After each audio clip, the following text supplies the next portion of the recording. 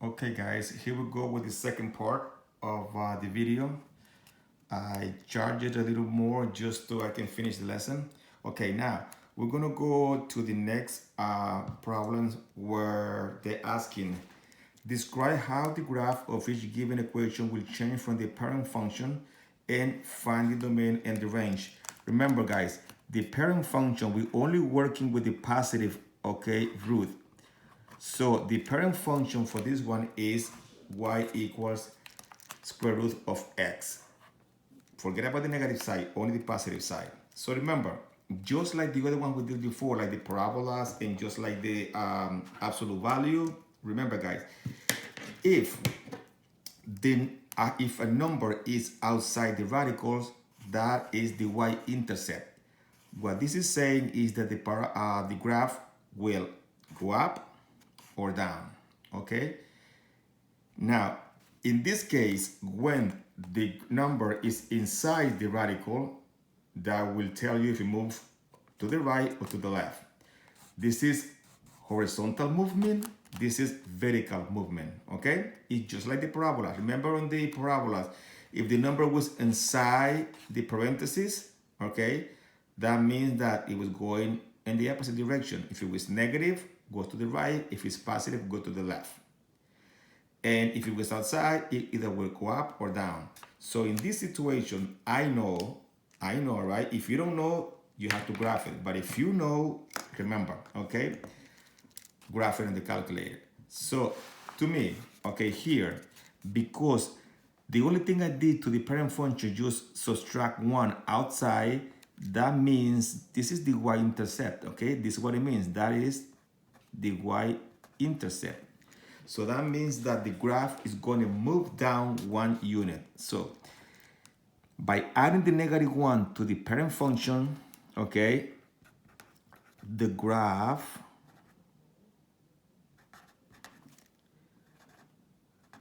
will move down 1 unit, okay? That will be the explanation. That will be the change of the parent function just by adding the -1 at the end. Now, let's do the other one before we find the domain and the range. So look here, the difference here is the one is inside the radical. So that means a horizontal movement, okay? I'm gonna put here horizontal movement, okay? And this is vertical movement, okay?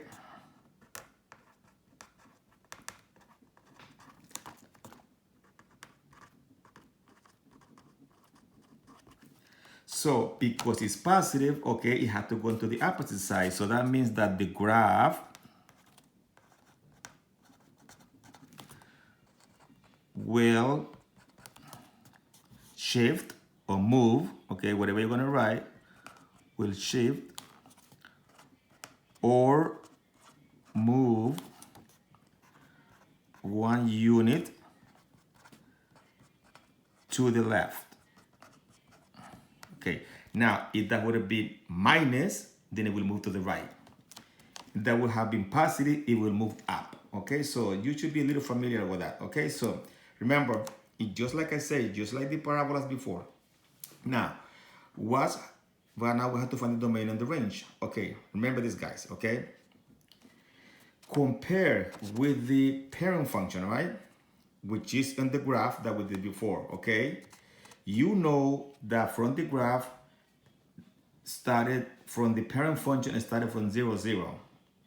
Which means is this one are going to start from -1, okay? From -1. So the domain is going to be the same as this. The domain is not going to change.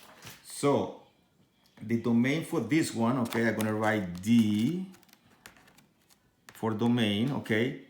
X going to be greater or equal than 0. And the range, okay, which is the value of y, is going to be greater or equal than -1. Because what happened was that the here from 0 went down to -1. But if you don't know how to find that, I'm going to show you how to do it on the calculator, right? Just give me 1 second. Now, this one is going to be the opposite, okay? In this one, it didn't go up or down. So the range is going to be the same. So the range here is going to be the same as the parent function. Y is greater or equal than 0. But now the domain is going to be x is equal, greater or equal than -1. Okay, just look, all right? Just look at the two different scenarios here. When the number is outside the radical, it's a vertical movement, all right? Either up or down. All right? Now, because it was negative, it went down. If that would have been positive, it will go up. Now, when it's inside the radical, it's horizontal movement. And because it's positive, it goes to the opposite side, to the left. If that would have been negative, it will go to the right. Now, we already know, right, the domain and the range. Now, I'm going to explain to you how to find out from the calculator. Remember, you don't need, okay, you don't need, if you don't know how to do it from the equation the way I did it right now, let's graph it. Okay, so I'm going to get my calculator, because it's going to be my best friend, okay? And I'm going to just graph those, all right? So look, to begin with, let me just clear my memory. Remember, second plus 712. So I'll go to y equals, all right? And look what's going to happen. First, let me graph this one, all right? Okay. What I'm going to do is this. I'm going to graph the parent function first so you can see what happens, because you might don't remember also the rules. So you will write second x squared, and I'm just going to write now the parent function. That's all I did, all right? Now let me do this one to see what happens. So I'm going to go to y2, and I'm going to write second x squared x. Now, because the 1 is outside, I have to exit out, all right? If you have a parenthesis, close the parenthesis and just type -1. And look what happened. I'm going to graph this. The first one is going to be the parent one, all right? So that is the original, that's the parent function. And now it comes the other one. So what can you see? What happened here, look. In a start of beginning from 0, okay, now start from -1. Now, to know what the range is and what the domain is, okay, we're going to go to the graph, to the table. Okay, look. So I'm going to go to second graph. And I have two tables. Because remember, all right, this is the original, the parent, and that is the kid, the daughter, the son, whatever. So these two columns make my parent function, and those two makes my second one, okay, my transformation. So what you have to do, you have to go up until you find the word error. And you can see that the word error starts right there from both of them, okay? But remember, I'm going to concentrate on these two because I know this is the parent function. And as I told you before, when we did that, remember the domain and the range for the positive side was x is greater than or equal than 0, y is greater than or equal than 0. So here is the same thing, okay, for the parent function. But now let's do only this one right here, okay? So this one is this column with that, with the y2. So what's going to happen? On the x values, it's still going to be from 0 to positive infinity. That's why the domain here is x is greater or equal than 0, because start from 0. But what happened with the y? The y doesn't start from 0, the y starts from -1. That's why it changes now. So the range for that is y is greater or equal than -1. Okay, and it's right there. -1, 0 to positive infinity. Okay, you get that? Good. Okay, now let's do the other one. What I'm going to do here then, I'm going to eliminate the second one, because I'm going to leave my parent function there, and I'm going to change that one, and I'm going to do this one so I can see what happens. Because remember, if you don't know how to find this from the spot, put it on the calculator. You only have to graph the parent function and the other one after that. So now I'm going to do my second x squared, and I'm going to type x. And now, because it's inside the radical, all right, because it's inside the radical, I'm not going to exit out now. I'm just going to type plus 1. Now I'm going to hit exit. You see this? And I'm going to graph and see what happens. Okay. Now that's the parent one, and now it comes the other one. So what happened, it was that from 0, 0, it moved 1 to the left. That's what I said, that the graph will shift to the left 1 unit. All right. Now, how am I going to find the domain and the range? Second graph. And as you can see, okay, this one is already in error, but not that one. So which means is that I have to move until I get error in both. Because this one, oh, well, actually I have to ignore this one because this one is the parent function. So I'm concentrated in these two, right? So as you can see here, the domain for this start from where? From negative 1. Because when x is negative 1, y is 0. That means that the domain is going to be negative 1, x is greater or equal to negative 1, which is what I write here. See, I have that right here. Domain x greater than or equal than negative 1. And y is greater than or equal than 0 is here. Because remember, I'm using these two, not these two. Because these two form the main function. If I use these two columns, that's the one. So let's say you also got confused, okay? Once you got the explanation, go back to y and eliminate that because you don't need the parent function, all right? If you eliminate that, you will be able to see the table only for the other one. And this is what I'm talking about. You can only see now this one. I erased that one. So to make it so you don't get confused. So the range is y is greater or equal than 0, which is right here. And the domain is x greater or equal to negative 1. Okay? So now let's go on the back, all right? The back part is also two more. Remember, we're describing and we're comparing what's happening with what will happen to the parent function when we add other numbers. Remember, the parent function is y equals radical x. We only working with the positive root, okay? No negative root. Okay, look. If you notice, when we did parabolas, if the number in front of the x, remember that, was greater than 1, the parabola will shrink. And if it was a fraction less than 1, the parabola will expand, will open up.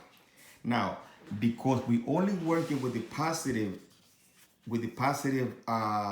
side of the square root, okay, we can say it opens up when it gets closer because it's only one wing. Remember, okay, going back to this one, look. we're only working with this now. We're not working with that. So if I work with that, I cannot say, oh, it opens it up when it gets closer, or it's closing, or it's getting narrower. I can't say that because we don't have another part, to say that it's closing down or open it up. Now, if I'm using both, then it will be a different story, right? Because you can either opens or you can either close it. But if I only have one wing, all right, I can say that. So what we're going to concentrate on this one is if it elevates up or if it moves down. Because what's going to happen is either this goes up or this one gets down. That's what the explanation is going to be. So look, again, let's say you don't know what's going to happen, all right? So this is what you do, okay? Go back here, right? Go to the y equals. Oh my goodness. Okay, let me eliminate that one, all right? Okay, and let me just type the parent one, okay? I'm gonna take second x squared x. And I'm gonna go to the down, I'm gonna type this one. Second x squared 3x. So graph it and let's see what happened. That's the parent one and that's the other one. So what happened? You say it moved up, okay? It got higher. So here you cannot say it's getting wider or it's shrinking. Because in order for you to open Y or to shrink, you have to have two things. Like, if you have like two wings, you can close your arms or you can open your hands. I mean, close your hands, open your hands. But if you only have one, you cannot say open and close it because you only have one pen. So in this case, either you elevate it or you will go down. So in this situation here, it elevates it. So the description will be what's happened. Okay, graph is higher. That's what you're gonna write.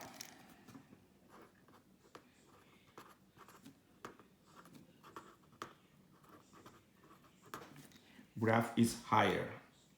Now, let's do the other one so we can find the domain after that. Oh, no, let's finish now. So I know the graph is higher, okay? Now, the domain and the range, okay. Now, the domain are the x values and the range are the y values. I can tell you just by looking at here that they both, at least, okay, let me, to find the domain and the range of this, what my recommendation is go back to y equals and eliminate the parent function, okay?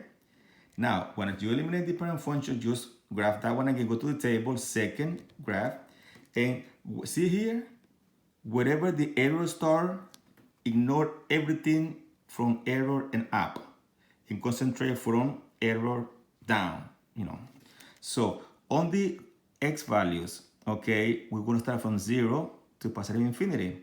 And on the y values, we're going to start also from 0 to positive infinity. So in this case, both the range and the domain are greater or equal than 0, all right?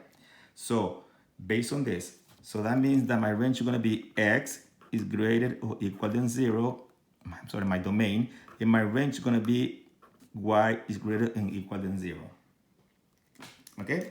So let's do the same thing with the other one. Remember, this is the parent function, okay? And these are the kids. So let's go back to this one. So I'm going to go to this one. So if this one got higher because it's not, the number is bigger than 1, that is 1/3 of x. That means that that's going to go lower, okay? So let's just make sure we get this right. So let's go to y equals, okay? I'm going to type again, okay, my parent function, which is second x squared x. And now here, I'm going to change that, okay? So instead of putting, okay, hold on, almost divided is almost there again. So if I'm going to put here that, I'm going to write second x squared, I'm going to write x divided by 3, all right? And I'm going to go to my graph. So that's the parent function, and that's the other one that comes down. So what does that mean? That means that the graph is lower. That's the parent and that's the son. So here, graph is lower. And if I go to my table, okay, to find the range and domain, and to not get confused, I'm going to go to my table, I'm going to eliminate the parent function, and I'm going to leave only the daughter or the son, and I'm going to go to the table. And you can see same thing. You see this error? So that means also the domain and the range here, they're both going to be greater and equal than 0. Okay, because error, whatever error you have, you ignore everything. Error and above. So here, the domain x is greater than or equal than 0, and the range y is greater than or equal than 0. Let me do this quick because my battery is going to die again. Now we're going to go to cubic. Cubic is easy. This is the cubic function. This is the square. This is the how do you say, cube root? Okay. This is the cubic root function. This is the cube root, and they both also the opposite. So I'm telling you here the instructions how to graph those. But this is pretty simple. Look, this one is a function. Yes, they both are function. Why? Because remember, they both pass the vertical line. If I do vertical line here and vertical line there, no matter what I do vertical line, you're going to touch the graph once. Same thing here. Whatever point I choose in this graph to do a vertical line, a horizontal, it's going to touch it once. So both of these are functions. And it doesn't say explain, but you know that if they ask you to explain, you're going to write passes the vertical line test.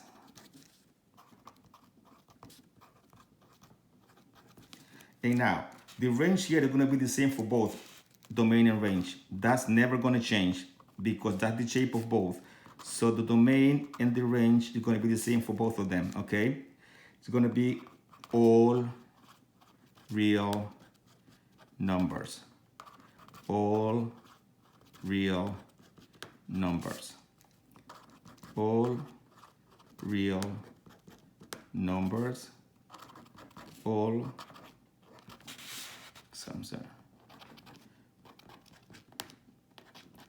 real numbers. If you notice, guys, okay,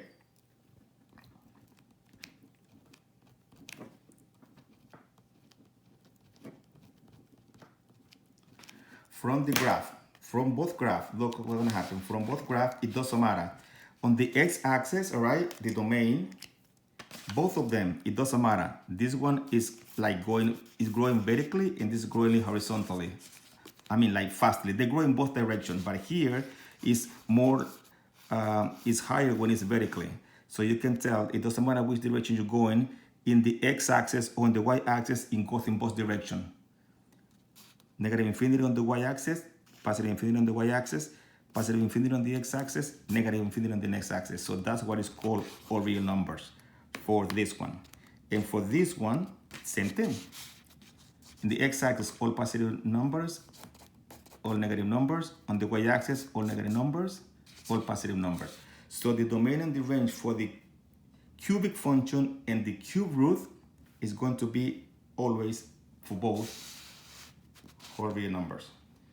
So with that, finish the lesson, guys, and the homework is going to be for Tuesday. And remember, I'm going to try to give you as much information as I can for the kids, who are probably going to be going to geometry. They need to know all this. The homework is going to be for Tuesday, like I say. Stay well, and I'll talk to you soon. Have a good evening.